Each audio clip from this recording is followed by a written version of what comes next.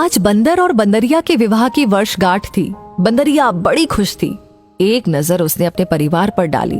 3 प्यारे प्यारे बच्चे, नाज उठाने वाला साथी, हर सुख दुख में साथ देने वाली बंदरों की टोली। पर फिर भी मन उदास है। सोचने लगी कि काश मैं भी मनुष्य होती तो कितना अच्छा होता। आज केक काट कर सालगिरह मनाते, दोस्तों के साथ पार्टी करते। हाय, सच में कितना मजा आता। बंदर ने अपनी बंदरिया को देखकर तुरंत भाप लिया कि इसके दिमाग में जरूर कोई ख्याली पुलाव पक रहा है।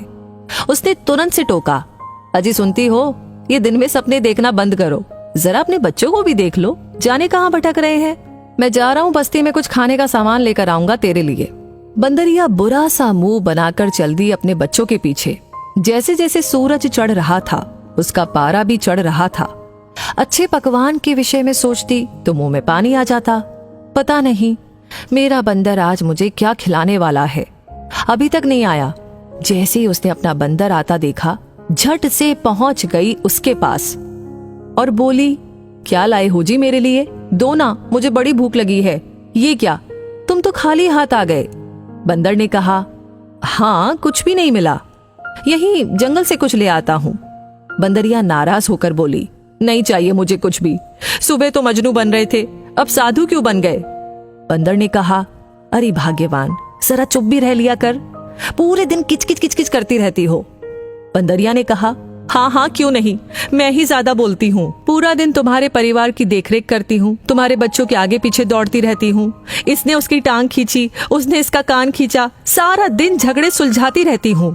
बंदर ने कहा, अब बस भी कर, मुंह बंद करेगी तभी तो मैं कुछ बोलूंगा। गया था मैं तेरे लिए पकवान लाने शर्मा जी की छत पर।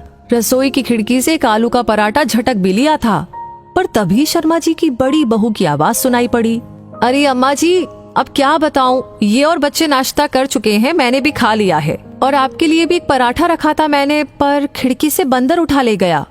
अब क्या करूं, फिर से चूल्हा चौका तो नहीं कर सकती मैं। आप देवरानी जी के वहां जाकर के खा लीजिए। अम्मा ने रुंधाए से स्वर में कहा, पर मुझे तो दवाई खानी है बेटा। बहू ने तुरंत पलटकर कहा, तो मैं क्या करूं अम्मा जी, वैसे भी आप शायद भूल गई हैं, आज से आपको वहीं खाना है।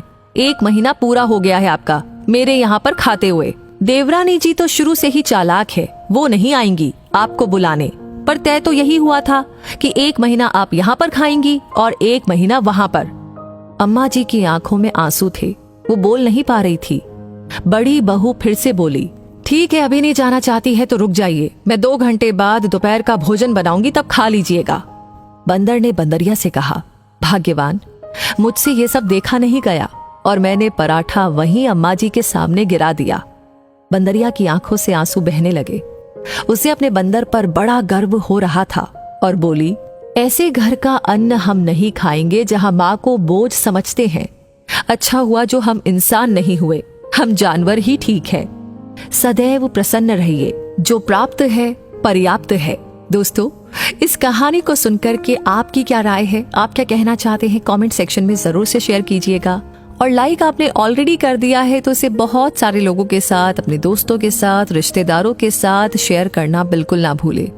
और हमेशा आगे ऐसी कहानियां आपको मिलती रहे, उसके लिए हमारे पेज को फॉलो कर लीजिए। तो मिलेंगे बहुत जल्दी ही अगली कहानी में किसी बहुत ही अच्छी सीख के साथ। तब तक के लिए मैं आपसे कहूंगी धन्यवाद।